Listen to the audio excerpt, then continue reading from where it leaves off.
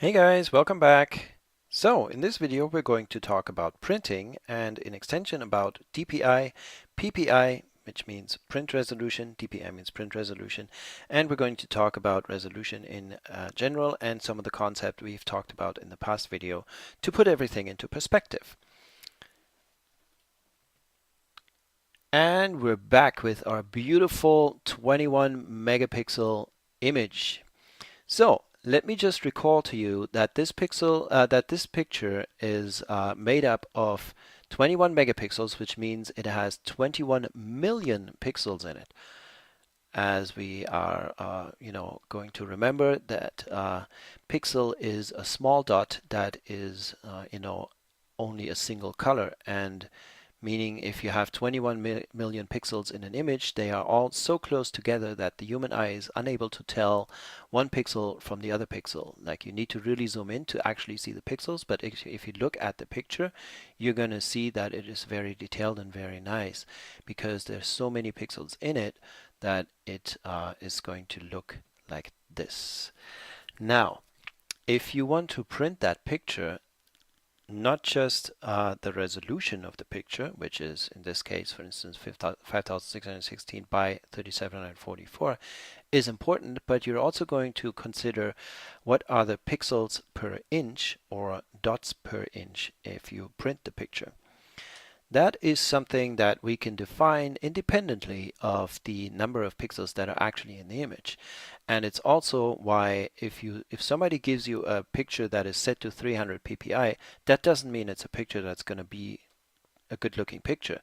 Because if the picture is this small, it really doesn't matter if you set it to 300 ppi, because if you print it on a large piece of paper, it's still going to look like this, because there's not enough pixels in this picture. So you always need to be aware of, first, do I have enough pixels to work with? If somebody sends you a picture and it's 5,000, it's this many pixels, right? Then you can print that on a really large piece of paper and it's still going to look great. But you're going to have to make sure that you print it at the right DPI setting. What is DPI? DPI is dots per inch. DPI is the language that the printer speaks. So if you tell a printer, please print my picture at 300 DPI, that means please put 300 dots into 1 inch. Imagine 1 inch, that's not a lot, that's a small amount of space, and you put 300 tiny dots in it.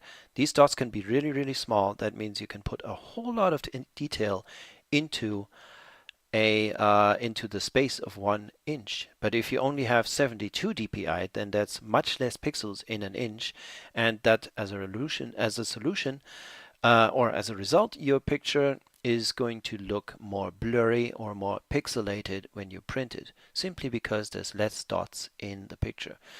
So before you print a picture, you can go into any editing program, like for instance GIMP or OpenView or Photoshop, and you can go to Image in case of GIMP, and you go to Print Size.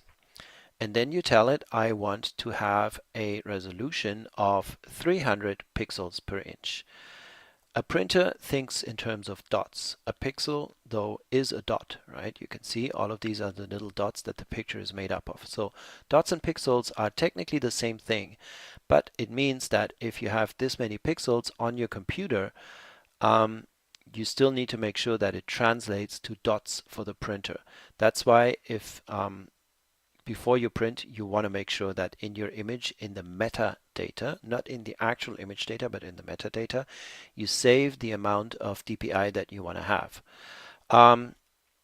Also, when you scale some programs that you set the resolution, it's also called resolution, which is why sometimes it can be confusing, because normally when we think of resolution, we think of the actual pixel resolution. The resolution of this picture is 5616 by 3744, but the actual print resolution, that's something we can define independently from the pixel or the actual physical resolution of the picture. So if we go and we set the print size to 300, now we're going to be sure that this picture is going to look fine. Also, many programs are just going to tell us how big we can print it that way. If we say 300 DPI, that means if we put 300 pixels, so I don't know, I'm just going to take a guess, like whatever, this is 300, okay?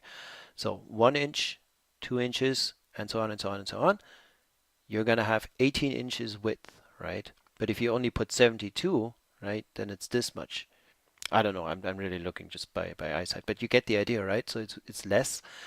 So if I set it to 72 pixels per inch, then you can print it as large as 78 inches by 52 inches. You can print it out really, really big, but you need to put it on a billboard because, you know, if you look at it from a car, it's going to look fine, but if you stand in front of it, it's not going to look good because there's so many, it's blurry because there's not enough pixels in an inch.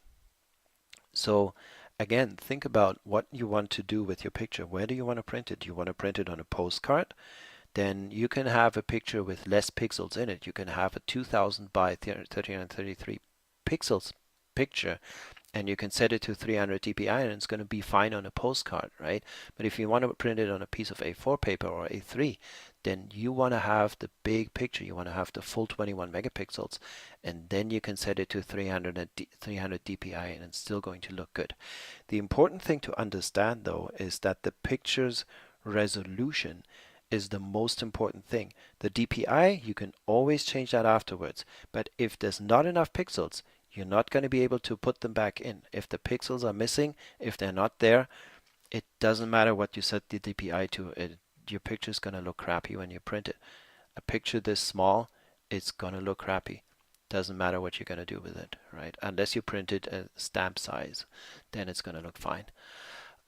So be sure your picture is large enough, and then be sure that before you save the picture, you set the DPI to whatever you want to have it.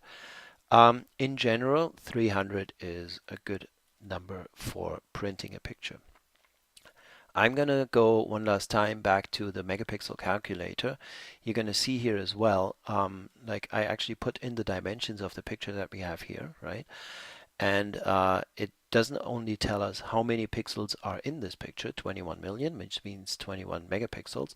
It doesn't tell us it doesn't just tell us the aspect ratio, but it also tells us what size we can expect if we want to print it for different purposes. If you want to print it on a billboard, you only need 10 DPI because nobody stands in front of a billboard. They see it from the highway.